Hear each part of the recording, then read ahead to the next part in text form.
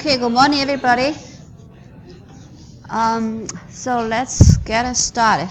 So today we're going to start a new session, right? Visualization.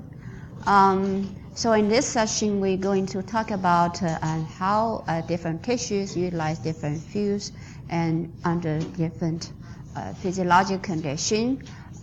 We put all the 3 macronutrients, glucose, carbohydrate, fatty acids, lipids, and proteins, right? How our body utilize all these 3 macronutrients, the energy during the different physiological conditions, right? Again, different tissues have different role in energy metabolism, and in a different physiological state, that different energy fields are used, right? And we also talk about a switch and how our body switch utilizing carbohydrate to fatty acids, fat, or a protein, right, from the fat state to the fasting state, something like this, right? So we're going to cover the main concept in this session. First of all, the differences among the tissues in utilization of fuel during feeding and fasting or starvation. Again, different tissue, right, has its own function in the regulation of fuel utilization. And second things that we're going to talk about is a branch points in metabolism, right? So branch point, that means in the very important metabolites in the multiple metabolic pathway, right? Plays a very important role, connect the branch points, very important to connect different metabolic pathways. And then the tissue-specific fuel metabolism. Again, liver has its own metabolism, right? And they're different from the muscle and adipose tissue and other tissues. So each specific tissue, how they play a role in the energy metabolism. And lastly, we're also going to talk about the adipose tissue in fuel metabolism. So in the traditional way that people always thinking that adipose tissue just energy store tissue, right? Stored triglyceride, stored energy.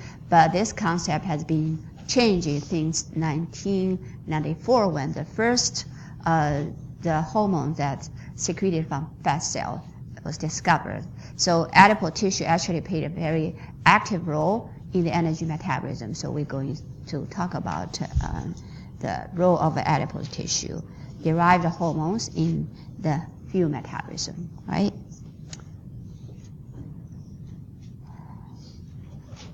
So first, what is a metabolic fuel? What is a metabolic fuel? So for the definition of metabolic fuels, we have here, so the 2 things that you need to remember regarding the metabolic fuels, right? I highlight in red. First of all, this metabolic fuel has to be in the circulation, right? So metabolic fuel is a circulating compound, right? And that can be uptaken by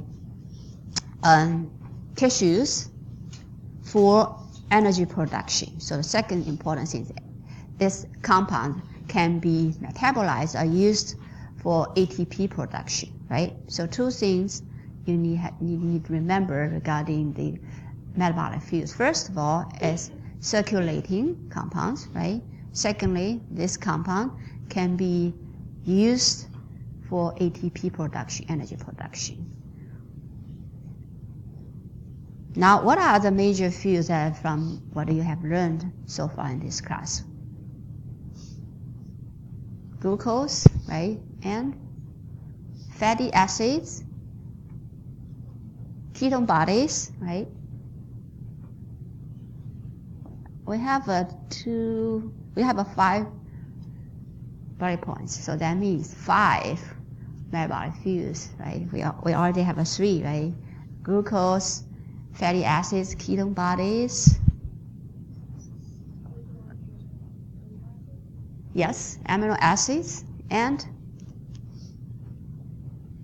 let's see, glucose, right?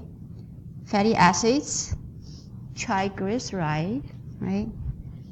But I mean, triglyceride we also can consider the fatty acid, right? It needs to be break down into okay, ketone bodies and amino acids, right? So these are the 5 metabolic fuels that our body can use for energy.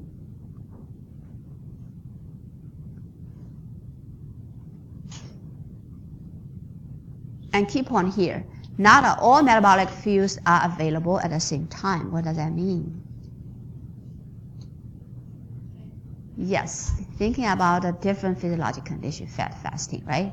So, for example, under fat condition, we don't usually use ketone bodies, right? The ketone bodies levels are very low under the fat condition, right? Under fasting condition, then ketone bodies increase, right? So,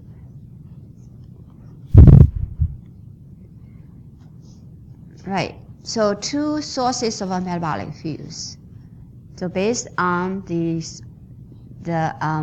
sources of metabolic fuels, they can be divided into 2 main categories. One called exogenous metabolic fuels and endogenous metabolic fuels. So exogenous fuels mean that these metabolic fuels basically are from diet, right? And endogenous fuels basically is from the body. Our body can synthesize, right?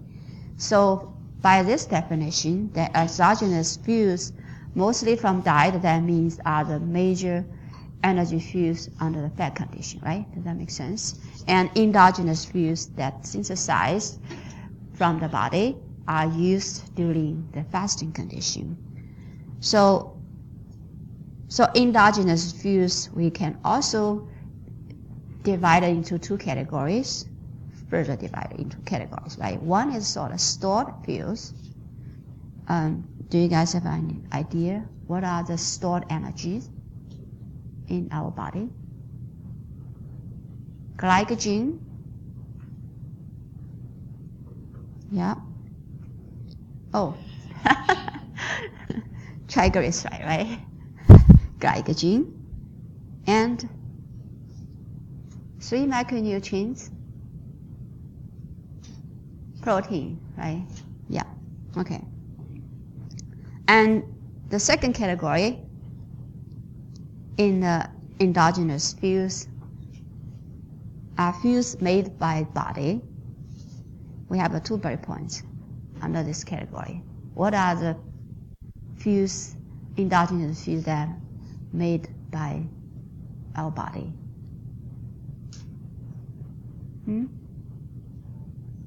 Ketone bodies, right? Yeah. Oh, sorry. Glucose, right? Ketone bodies. Right? Glucose we can also made from the non-sugar precursors, right? Glucose through neurogenesis and ketone bodies, right? Made from acetyl-CoA, right? So during the periods of adequate supplies of micronutrients, for example, under the fat condition, what is the major fuels utilized by all tissues during the fat condition? Right, we be able to obtain a energy fuels from diet, right? So which we have a different type of energy fuels, right? So which energy fuels our body use most in the fat condition? Glucose, okay, yeah. And second question, when food supply is inadequate, the body adapts to right, in order to keep the blood glucose level within normal range, and also provide the energy to tissues for basic function or survival, right, during the fat condition. During the fasting condition, right, our body try to make energy fuels, particularly glucose, from non-sugar precursors. So the priority of our body is to make glucose to maintain blood glucose level, right? This is very important for, particularly for a couple of tissues that heavily rely on glucose for energy, right? For example, brain and red blood cells, right? And also some immune cells also, heavily use the glucose for energy. And also, we also need to keep the basic physiological function. And this slide just show us the little bit more detail, the different fat fasting condition, what type of energy fuels our body use. First of all, when you look at the fat condition, our body tend to store more energy, right?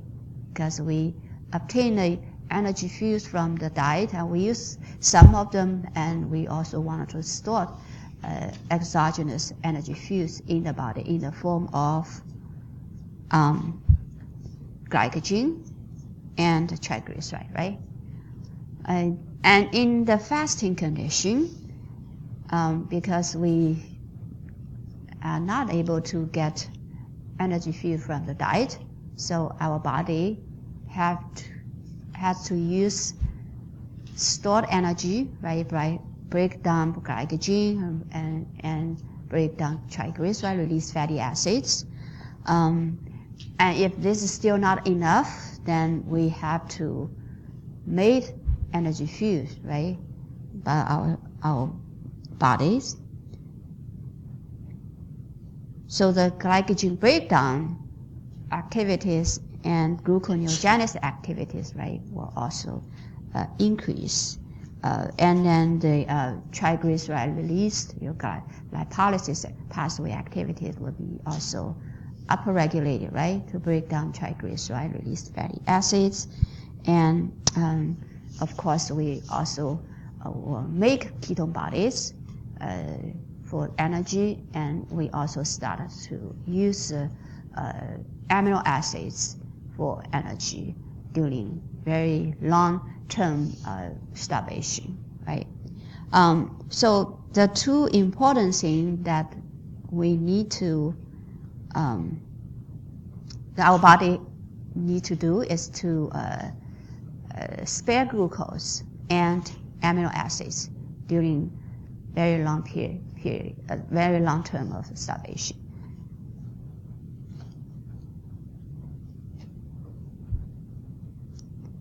So I put this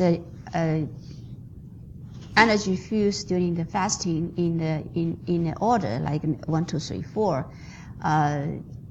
This is something what our body does is to, first of all, we break down glycogen, right, and make a glucose to maintain blood glucose level at a little bit early stage of starvation, right?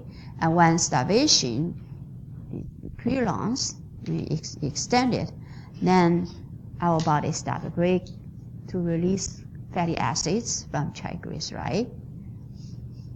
And when starvation continues, then we start to make ketone bodies, right? And also break down proteins to release amino acids for energy. So we have sort of kind of priority, right? That depend on the stage of a starvation. So for example, the early stage, the stage of starvation, you only starve for a couple hours, right? Our body will not bother to make ketone bodies, right? Only when starvation for 2 days, very long-term starvation, then we start making ketone bodies.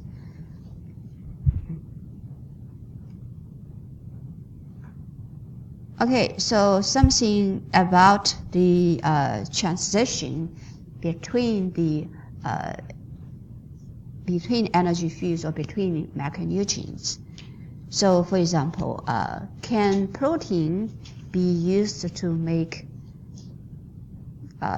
carbohydrate or converted to carbohydrate? Yes, right?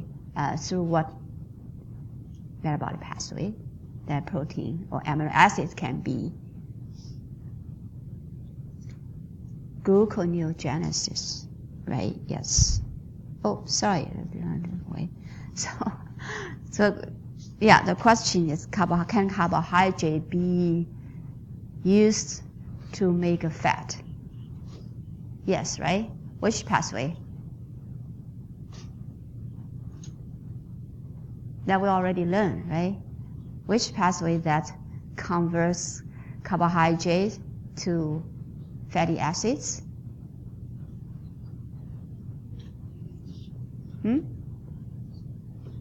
Yes, lipogenesis, de novo lipogenesis, right? Okay, and then let me see which ones. Oh, yeah, we talk about this, right? Protein can also be converted to carbohydrate through the gluconeogenic pathway, right? And what about protein? Conversion to fat. Can we do this? Yes or no? And which pathways? Protein, amino acids.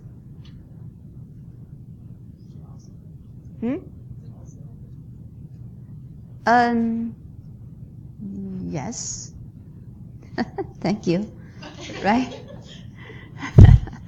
So protein, right, amino acids being oxidized, right, metabolism we just finished, right, the amino acids metabolism, the carbon metabolism to produce acetyl-CoA, right? And acetyl-CoA is the substrate or starting molecule for lipogenesis, right? Great. Okay, so next, can we do the opposite? Can carbohydrate be converted to protein?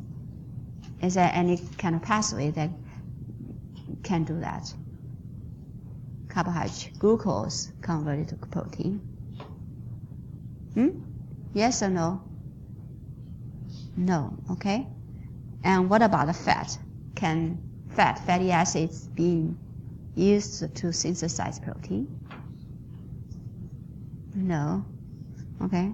What about fatty acids or fat being converted to carbohydrate? Mostly no, right? Okay, let's see. No. Okay. But there is an exception. The two specific type of fat that can be used to synthesize glucose. Thinking about it. Which? Alt-chain, right. So how alt-chain fatty acids, right? Can you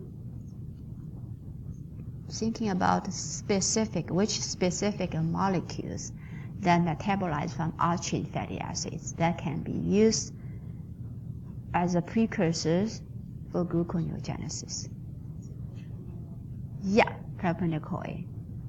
And the other one, too. How triglyceride being hydrolysis to release fatty acids and the other backbone, the triglyceride. Glycerol, right? So glycerol is one of the precursors of gluconeogenesis, right? Okay, so with the two exceptions, the propionyl-CoA and glycerol that belongs fat lipids, right? These two specific specific type of lipids that can be used to synthesize glucose through gluconeogenesis pathway. Okay, so now let's talk about these two specific pathways. First is glycerol, right? Glycerol basically is released from hydrolysis of triglyceride. And this is the pathway for gluconeogenesis through the glycerol. So glycerol, first of all, is phosphorylated by glycerol kinase to glycerol 3-phosphate, and the second enzyme that converts glycerol 3-phosphate to glycerol aldehyde. Sorry, glycerol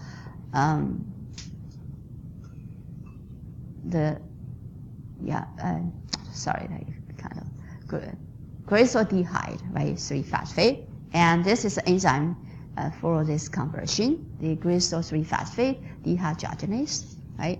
So these two enzymes, as important, then can convert glycerol to glucose, right? If you still remember the gluconeogenic pathway, right? When we talk about the carbohydrate metabolism. And the other type of specific fat is the propionyl-CoA. So propionyl-CoA can be generated from the metabolism of two molecules. One is alt-chain fatty acids, right? And the other one is branch-chain fatty acids metabolism, if you still remember. Branch-chain amino acids, right? If you still remember. So propionyl-CoA is from two sources. One is the oxidation alt-chain fatty acids, and the other source is from oxidation of branch-chain amino acids, right? And this sort of a pathway for the gluconeogenesis from propionyl-CoA. So propionyl-CoA carboxylase, right, and converts propionyl-CoA to methylmalonyl-CoA. So, and then methylmalonyl-CoA mutates, right, converts methylmalonyl-CoA to succinyl-CoA. So succinyl-CoA then enter the TC cycle, right, so involve part of a TC cycle, and then eventually converts to oxalic acetate to enter the gluconeogenic pathway, right, for making glucose, right? So again, two specific type of fat that can be used to synthesize glucose through gluconeogenic pathways, right? Okay, now let's talk about the branch points in metabolism. So again, branch points mean that specific metabolites that play the key role connecting the different metabolic pathways, right? We're going to talk about 4 different branch points. First is glucose 6-phosphate, and pyruvate, acetyl-CoA, and succinyl-CoA, right? These are the very important intermediates that you'll be able to see that involve multiple metabolic pathways, right? Connect multiple pathways. First, the glucose 6-phosphate. So the pathways that generated glucose 6-phosphate, if you still remember, glycolysis, right? That oxidize glucose, and a glycogen breakdown pathway, and glycogen synthesis pathway, right? So these 3 pathways that all can produce glucose 6-phosphate, and again glucose 6-phosphate that connect these 3 metabolic pathways. And pathways that can use glucose 6-phosphate, like glycogen synthesis. I said it wrong actually. The generate glucose 6-phosphate, glycolysis, glycogen breakdown, and the gluconeogenesis, right? And the pathway that can use glucose 6-phosphate are glycogen synthesis and glycolysis and PPT, right? Pentose phosphate pathway. So we have a specific diagram to show you how the glucose 6-phosphate connected all these metabolic pathways, right, later. And pyruvate. So pyruvate, we know it can be derived from a glucose, lactate, alanine, and other gluconeogenic amino acids, right? For example, serine and glycine and cysteine, and can be converted to back to lactate, alanine, acetyl-CoA, and oxaloacetate, right? So here is a network, the pyruvate that involved, right? The glucose metabolism, amino acids metabolism, right?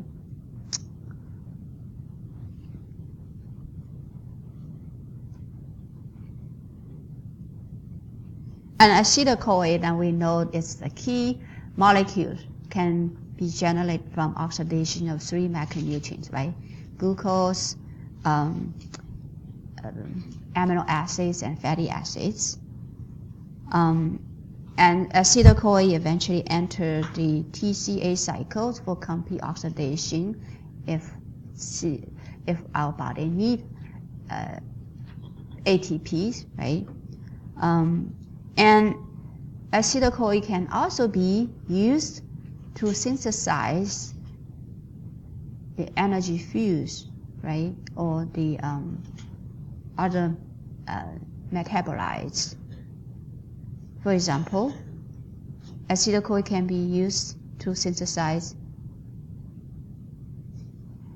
fatty acids, right? And what about the other compounds that can be synthesized from acetyl-CoA? Fatty acids, right? And also cholesterol.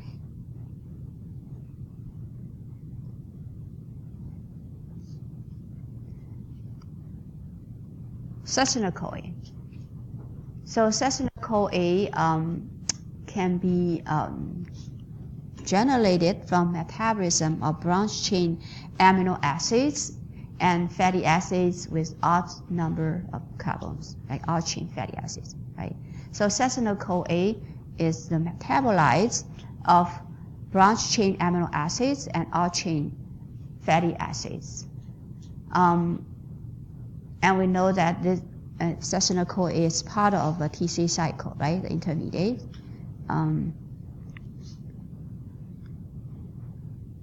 So this diagram, I put all 4 branch chain points together so you can see how they connect the metabolic pathways, right? So for example, glucose 6-phosphate can be generated from glucose oxidation, glycogen breakdown, and gluconeogenesis, right? But glucose 6-phosphate can also be used to synthesize the 6-phosphate gluconate, right, which is one of the mediates in the PPT pathway, right, and also be used to synthesize glycogen. So glucose 6-phosphate can connect the glycolysis pathways, gluconeogenesis, glycogen metabolism pathway, right, and also PPP pathway. And pyruvate, you can see that can connect the amino acids metabolism. So a lot of amino acids can be oxidized no, not oxidize. It's actually transamination reaction. So remember, right, to produce the pyruvate. And pyruvate can be converted to lactate or alanine, and these two are the important precursors for gluconeogenesis, right? So basically, pyruvate can also connect to gluconeogenic pathway by converting it to lactate and alanine. And of course, the pyruvate can be further metabolized to acetyl-CoA, which is another important branch point, right? Enter the TC cycle, or acetyl-CoA can be used to synthesize fatty acids, ketone bodies, and cholesterol, right? And succinyl-CoA is in the TC cycle, right? The part of the TC cycle intermediate, and can be generated from the metabolism of out-chain fatty acids and branching amino acids, right? So this diagram, I think, pretty much summarize the 4 branch chain point in the metabolic network, right?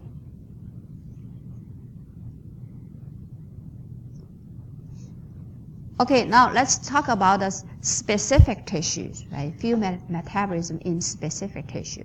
The first tissue is the brain. So first question is the fields that brain can use. We already talked about a lot, right? Which metabolic fields that brain prefer to use? Glucose, right? And ketone bodies and lactate. So under the fat condition, that brain definitely will use the glucose, right, as an energy, and brain does not store glycogen or fatty acids, right, or triglyceride. So brain usually does not has a stored energy. So heavily rely on the glucose that provide from the circulation, right? So the maintain blood glucose level is very, very important for brain function. And during the, so for example, the 60% of our circulating glucose that are used by brain, right? So actually the majority of our body glucose that goes to the brain for energy use. So brain use like 120 grams of glucose daily, right, for energy. So glucose, again, the most important energy fuel for brain. And during the fasting condition, the brain will still wanted to use the glucose, particularly during the early stage, right? But when starvation extended or goes longer, then ketone bodies need to be made. I think we explained why our body need to make ketone bodies. Why not directly use the fatty acids? Because brain cannot get the fatty acids from the circulation, right? Because of a blood, very, what do you call it? Brain blood. Okay, yeah, yeah. So the ketone body is smaller, right? So be able to pass the get into the brain and to be used for energy. Yeah, I think it would pretty much.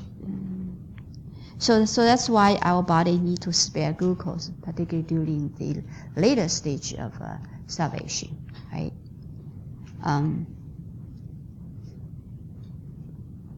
So more information about the brain fuel utilization. Preferred fuels for brain is glucose, right? The long-term starvation, brain also uses ketone bodies for energy. And lactate is only being used under the called pathological condition, for example, hyperglycemia. So hyperglycemia, because our body already have a very, very low blood glucose, cannot go lower. So even brain will also partial oxidize glucose and release lactate, right? So a lot of tissue actually release lactate. So under this pathological condition, brain can also use lactate for energy.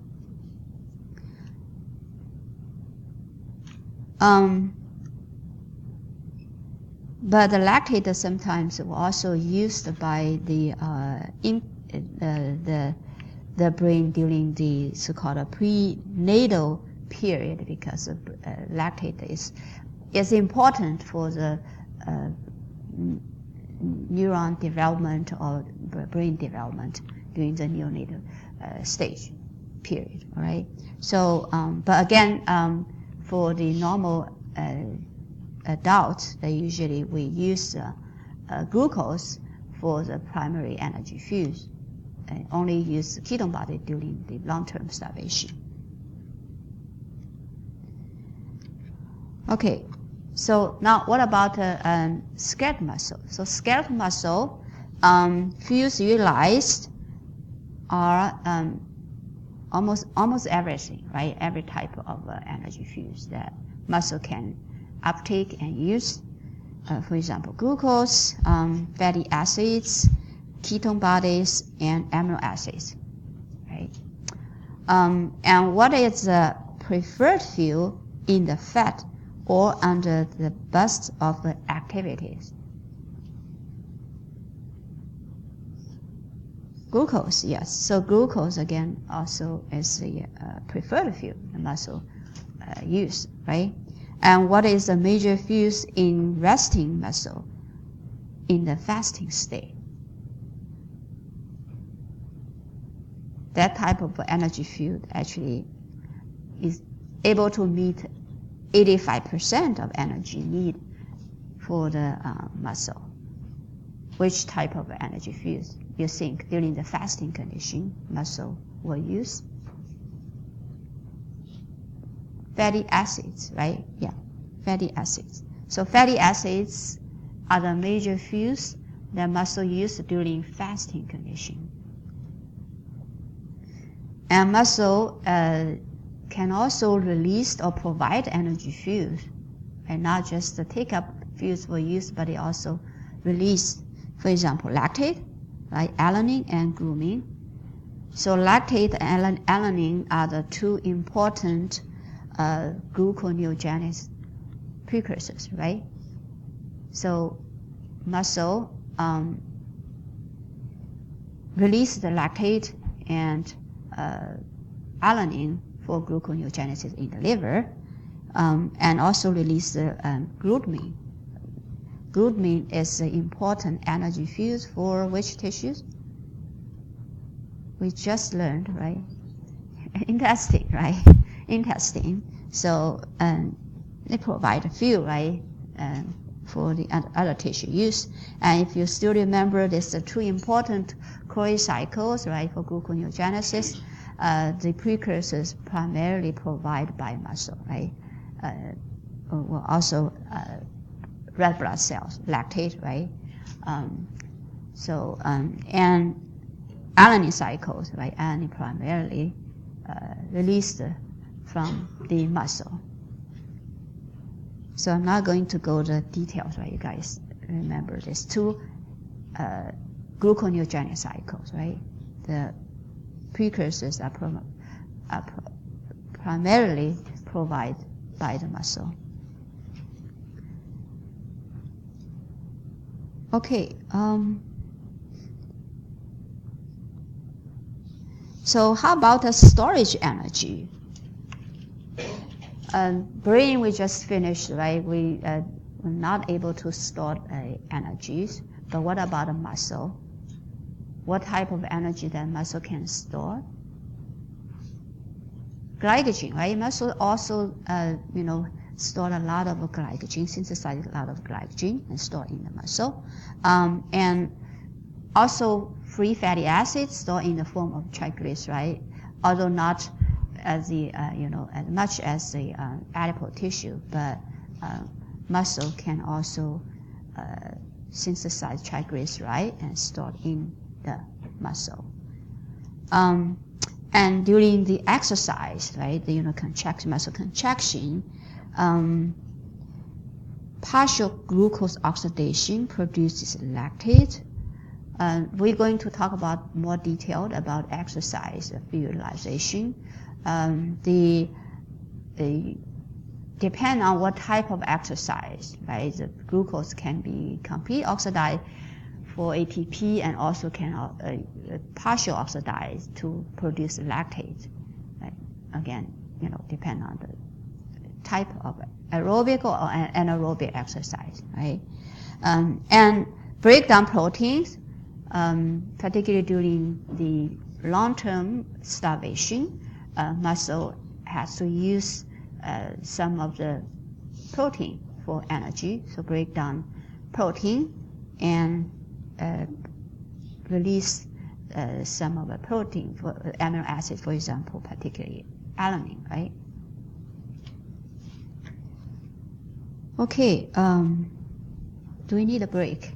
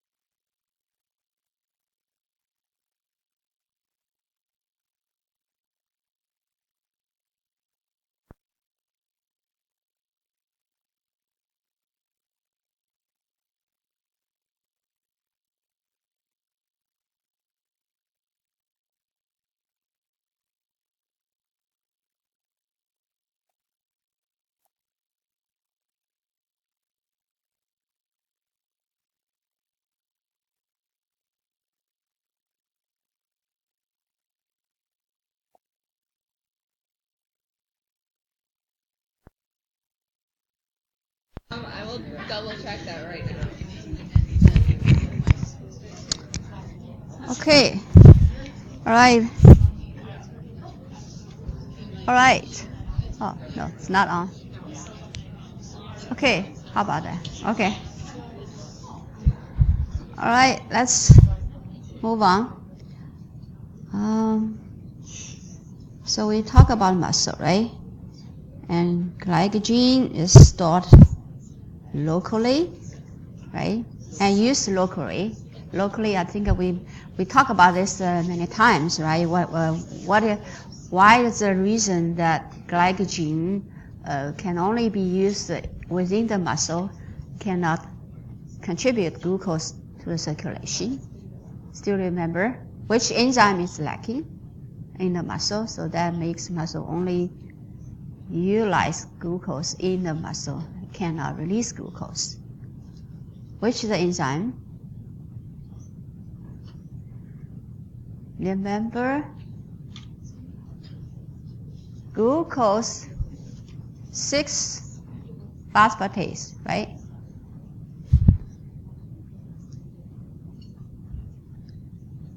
Right, because it lacks this enzyme. And how does muscle contribute to circulating glucose? Indirectly. Right? Muscle is also important for raising blood glucose level during the fasting. But how? Through which mechanism? Remember? By contributing to the precursors of gluconeogenesis, right? Releasing lactate and alanine, right? To making, to part of the choline and alanine cycle of gluconeogenesis, right? And also muscle provides amino acids by breaking down protein and release amino acids, and these are also glucogenic, right? The precursors. So in general, muscle provides the gluconeogenesis precursors, including lactate, alanine, and other amino acids, right? Glucogenic amino acids. And glutamine that also can be released from the muscle, but can be directly used by intestine, right, for energy. So a couple points right here. Muscle contributing energy, fuels, first of all, providing precursors of a gluconeogenesis like lactate, alanine, and other glucogenic amino acids. And second point is provide glutamine, which can directly used by intestine, right, for energy.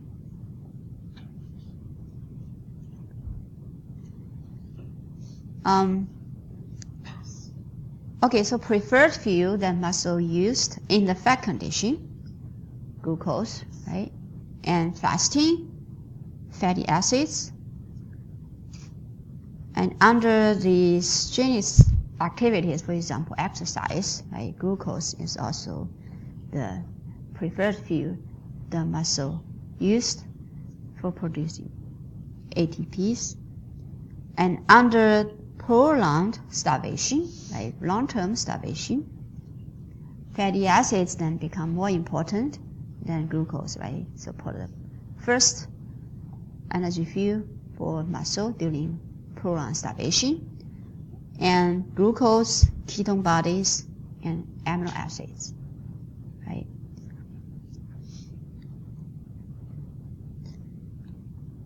Okay, now let's talk about kidneys.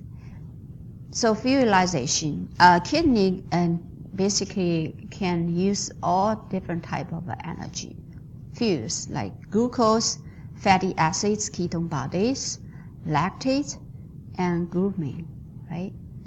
And how do the kidneys utilize these fuels for energy? How kidneys metabolize these energy fuels? So basically, undergoes complete oxidization.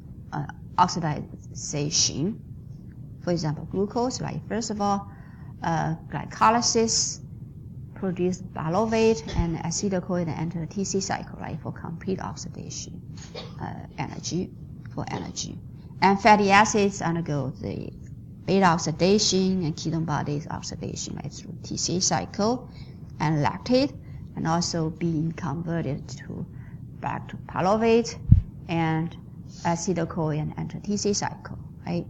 And glutamine is also being oxidized through TC cycle. So all the new metabolic fuels can be completely oxidized for ATP production in the kidney, right?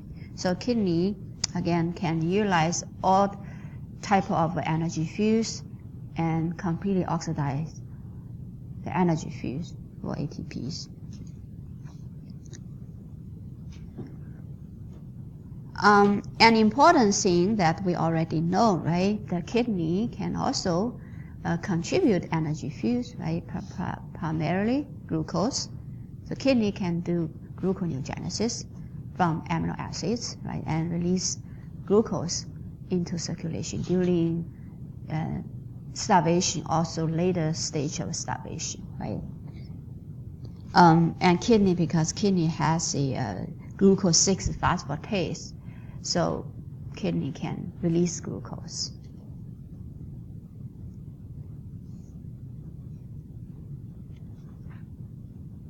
So intestine, the small intestine, the major fuels the small intestine use are glutamate, aspartate. I didn't list it here, but actually, this amino acids, right, is the primary energy fuels, count for 80%, right, energy for intestine, and another 20% of energy is from glucose, primarily glucose, right? But intestine can also utilize amino acids and ketone bodies. This just under the fasting condition, right? Under fat condition, 80% of energy from glutamate, aspartate, and 20% of energy from glucose. But under the fasting condition, intestine can also utilize fatty acids and ketone bodies, right? Does that make sense? Okay. So glucose basically is partially oxidized in the intestine and release lactate, not like kidney complete oxidized glucose, right? So undergo partial oxidation, glucose, and release lactate into the circulation. And glutamate is a most important energy fuel, right, for the intestine, and also undergo partial oxidation and to form lactate, pyruvate, alanine, and then release, right? The lactate and alanine actually release into the circulation.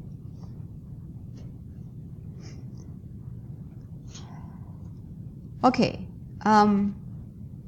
so glutamine again is the most important energy fuels, and glutamine is metabolized and causing the production of a CO2 and alanine, pyruvate, lactate, right, from the carbon skeleton. And the ammonium and alanine basically is also generated from the nitrogen, right, or amino group. So again, amino acids metabolism is different from the glucose and fatty acids, right? They have, you will have nitrogen metabolism and carbon metabolism, so generate two different type of products, right? The ammonium is the product of a nitrogen metabolism, and also alanine. Alanine is, during the transamination reaction, right? Alanine is produced. So ammonium and alanine are the product of a nitrogen metabolism, and CO2, but when it's completely oxidized, right? And alanine is also pyruvate and lactate, right? Produced from the carbon metabolism. So alanine can be produced from both nitrogen and carbon metabolism, right? And colon is kind of unique, specific, right? Has a unique metabolism energy. Most of the energy that derived from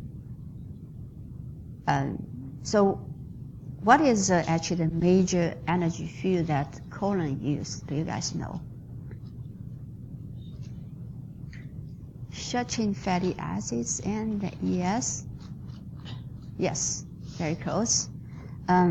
So butyrate, right? Butyrate is most abundant, abundant, the type of short chain fatty acids, right? That are used by the colon. So butyrate is most important energy field for colon. So butyrate basically is produced from the fermentation of dietary fibers, right, by the gut microbiota, right, the bacteria, right, fermentation. So it's a product of the dietary fiber fermentation. Okay, any questions? Now, red blood cell, pretty easy, right? This energy is used only from glucose, right? The reason why red blood cell cannot utilize other type of energy fuels, for example, fatty acids, ketone bodies. Why? Yeah, no mitochondria, right? So cannot oxidize. Cannot oxidize due to oxidative metabolism, right? So glucose is only partially oxidized to produce lactate, right, in the red blood cell because of, again, no mitochondria. And which other pathways are red blood cell able to do? Do you guys remember which other pathway? Glucose metabolism, carbohydrate metabolic pathway, one of the carbohydrate metabolism pathway. 3P, right? Pentophosphate pathway. It's very active in the red blood cell because the red blood cell membrane requires the product of a PPT, right, for the integrity, remember?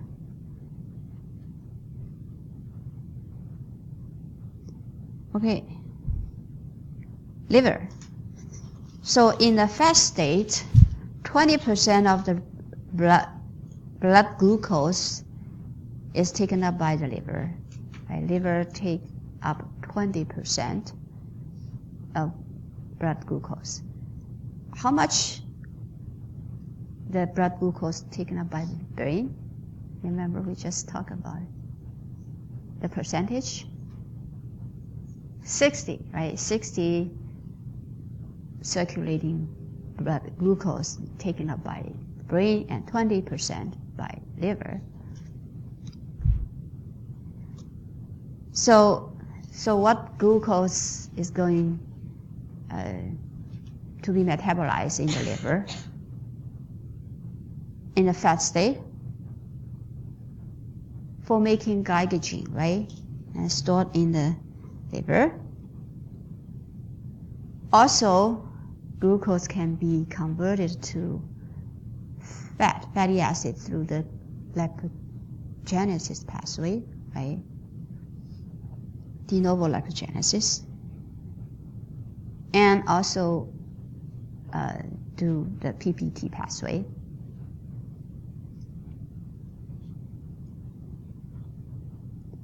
And stored glycogen, right? And liver is able to convert glucose to glycogen and also fatty acids and triglycerides stored in the liver. So liver, although it's not the most important site for triglyceride storage, but similar like muscle, liver is also able to store some of the triglyceride, right? Not much. If we have too much triglyceride stored in the liver, then which disease would? Fatty liver disease, right?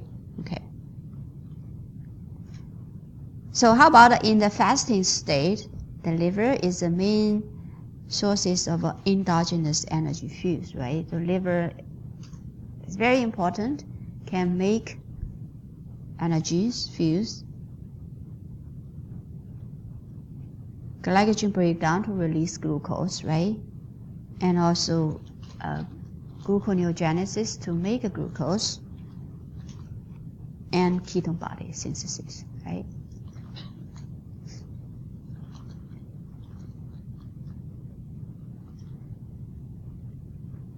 In terms of utilization of energy, right?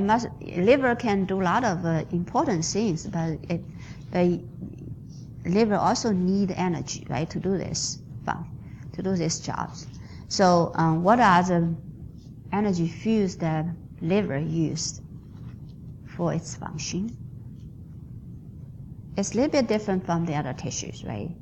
The amino acids is the first. We put the first, right, order, and then glucose, fatty acids. So amino acids are the most important energy fuels for liver. So if you still remember, then we talk about branch chain amino acid metabolism, right? The alpha keto acid that produces from the muscle and goes to the liver and oxidizes for energy. So alpha keto acid are the preferred energy fuel for the liver, right? And this originally from the diet if under the fat condition, right?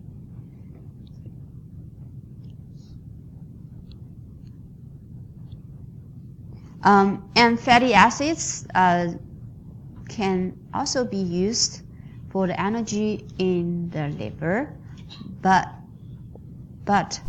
the most of the fatty acids actually only stop at the acetyl-CoA, right? Through the beta oxidation, fatty acids, enter the liver and undergo beta oxidation and produce fatty acetyl-CoA, right? And acetyl-CoA will not further metabolize in the TCA cycle, but be used for synthesis of ketone bodies under the fasting condition, right? If you still remember. So again, under the fat condition, liver usually utilize amino acids or alpha keto acid for energy and also glucose, right?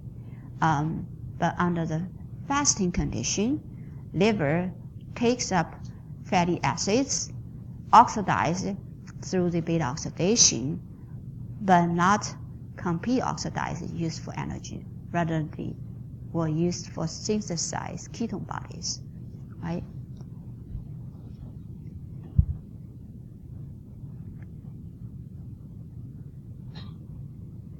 And glucose, it used by the liver, but undergoes partial oxidation, right, to produce lactate.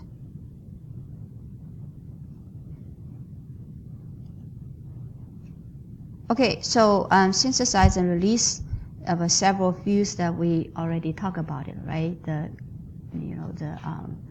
liver can release glucose through the two important pathways, right?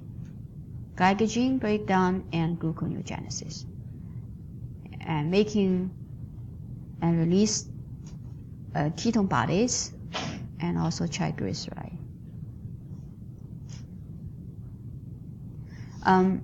So under the fat condition, the triglyceride is released from the liver, right, under the fat condition. And ketone bodies and glucose are released from the liver under the fasting condition, right? So although the liver can make and release three energy fields, but under the different physiological condition, right?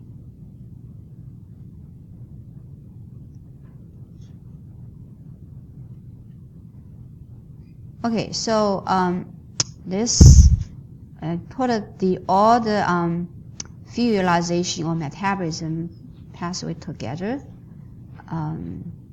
The diagram under the fat fasting condition, right? So this slide showed the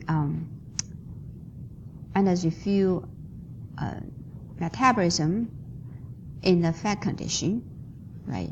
So, for example, under the fat condition, we get lots of dietary glucose, right, or carbohydrate that can be uptake by the liver, primarily for glycogen synthesis, right, under the fat condition. And of course, some of the glucose enter the liver, undergoes glycolytic pathway, glycolysis, and to generate pyruvate, and pyruvate being further break down to acetyl-CoA, right? And only a very small amount of acetyl-CoA undergo TCA cycle for complete oxidation. The majority of acetyl-CoA being converted to fatty acids through the de novo lipogenic pathway under the fat condition, right? And the re-acidified triglyceride and the packed into VLDL lipoproteins and released into the circulation, which then be eventually transported to which tissue under the fat condition? The VLDL. Adipose tissue, right? And stored triglycerides in the adipose tissue under the fat condition. And we also get lots of dietary amino acids, right? So these amino acids can be metabolized to pyruvate, and pyruvate undergo the gluconeogenic pathway, right? It converts glucose 6-phosphate and to make a glucose, but it's actually stored in the form of a glycogen in the liver. Right? If you still remember the carbon metabolism of amino acids, right, undergo gluconeogenesis under fat condition and synthesize glycogen, right? And also some of the amino acids, dietary amino acids, glutamine, glutamate, right, and proline, histidine, arginine, and these amino acids can be metabolized alpha-keto glutarate and succinyl-CoA and enter the TC cycle also through the gluconeogenic pathway, right, for making glucose and store in the form of a glycogen. So different type of amino acids undergo the different gluconeogenic pathway, right? But the final metabolic fate of these amino acids are to synthesize glycogen, right? Now, what about what about the fatty acids, dietary fatty acids? We also get fatty acids from the diet, right? What happened is first of all, it's packed in the chylomicron in the intestine and transported to the liver, right? So once the fatty acid gets into the liver, dietary fatty acids then being packed into triglyceride and VLDL, and then to the back to the adipose tissue.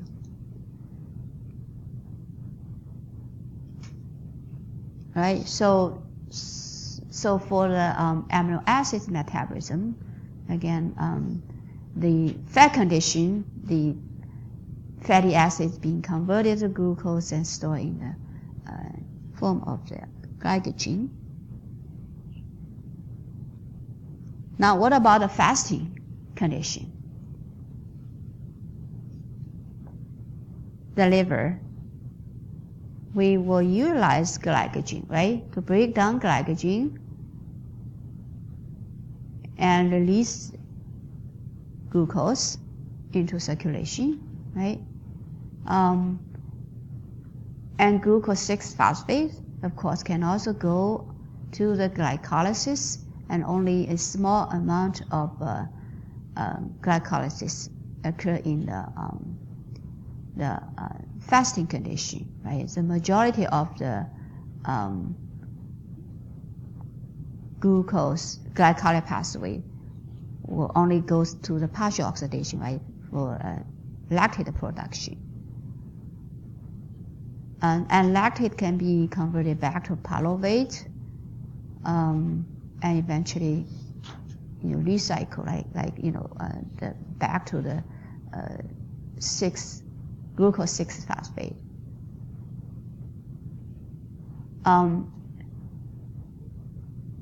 And during the fasting, we also have a lot of fatty acids being released from adipose tissue, right, and being transported to the liver. And again, we mentioned just a little bit a minute ago that the most of the fatty acids will be oxidized through beta oxidation to generate acetyl-CoA, right? And this acetyl-CoA will not go to the TCA cycle for complete or further oxidation. Rather, the acetyl-CoA being used for synthesized ketone bodies and released into the circulation, right? And some of the fatty acids can also be converted back to the triglyceride and released into the circulation in VLDL. And this triglyceride in VLDL basically is being transported to which tissue under the fasting condition, if you still remember? Which tissue? Fat condition we know is transported to adipose tissue for storage, right? But under the fasting condition, where does this triglyceride in VLDL go? Which tissue? Muscle, right? Remember, go to the muscle, particularly for oxidation, for energy in the muscle. Oh, sorry. So, and amino acids basically is converted to glucose through gluconeogenic pathway, right, and releases as a glucose under the fasting condition. So the difference between fat and fasting condition, the fate of amino acids, glucogenic amino acids metabolism, right? Any question? Okay, now adipose tissue. So the primary energy fuel the adipose tissue used are glucose and triglyceride, right, or fatty acids. And primary fuels that can be taken up by adipose tissue are fatty acids and the glucose. So the purpose of all the metabolism, fatty acids and glucose in adipose tissue is different from the other tissue, right? So fatty acids being taken up by adipose tissue, then re-esterified back to the triglyceride and stored in the adipose tissue under fat condition, right? And glucose goes into the adipose tissue and metabolized to generate glycerol 3-phosphate, right, the triglyceride backbone. And these two pathways primarily occur under the fat condition, right?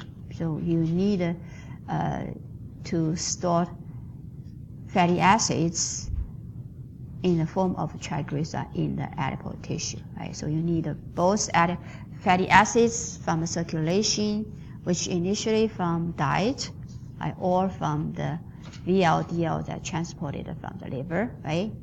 And also you need a backbone for synthesis of triglyceride, so glycerol backbone. So glycerol 3-phosphate need to be generated from glucose glycolysis pathway in the adipose tissue. So what are the energy fields that can be released into the circulation by adipose tissue? And the fat fasting condition, primarily fasting condition, right? So adipose tissue is able to release lots of fatty acids, right, into the circulation during the fasting, and also glycerol that initially break down from the triglyceride. And lactate also being released, can be released from the adipose tissue, but not a lot, not like a muscle tissue, right, or red blood cell.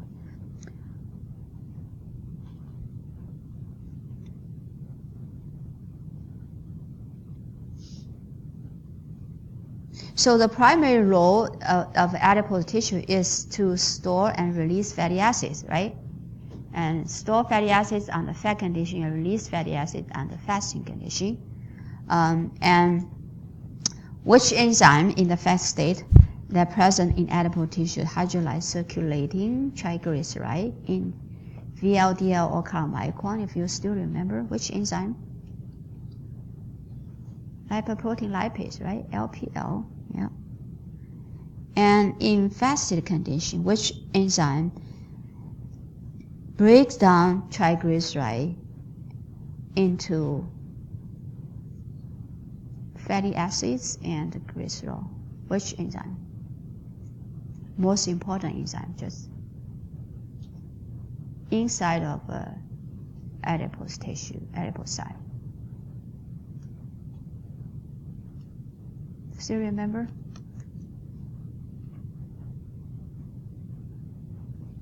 So I saw you guys say homosensitive lipase, right? Okay. Yes. Okay, so and now we're going to talk about maybe like 4 minutes, right?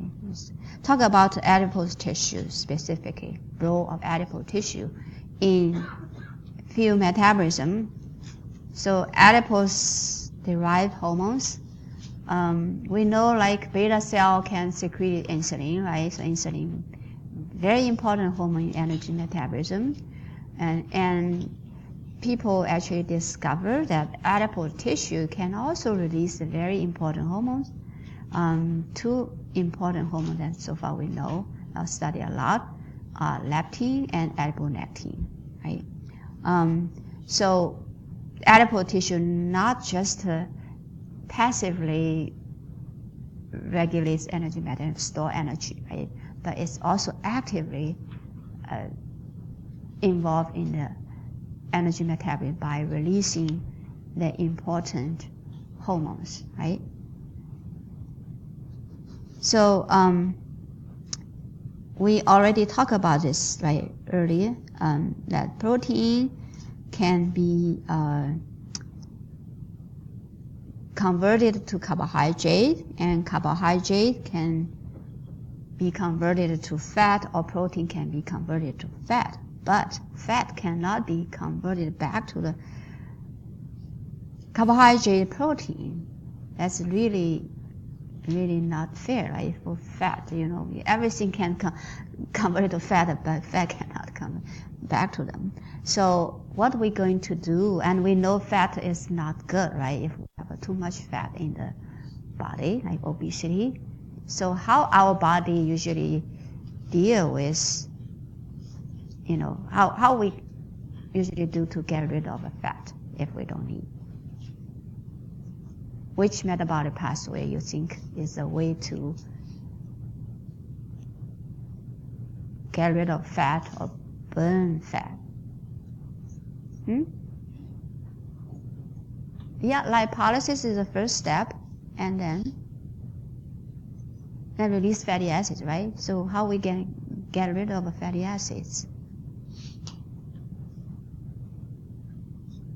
oxidation, right? Oxidize, right? The breakdown. So burn fat, right? Is a way to burn fat. It's oxidation. Fatty acid oxidation. All right.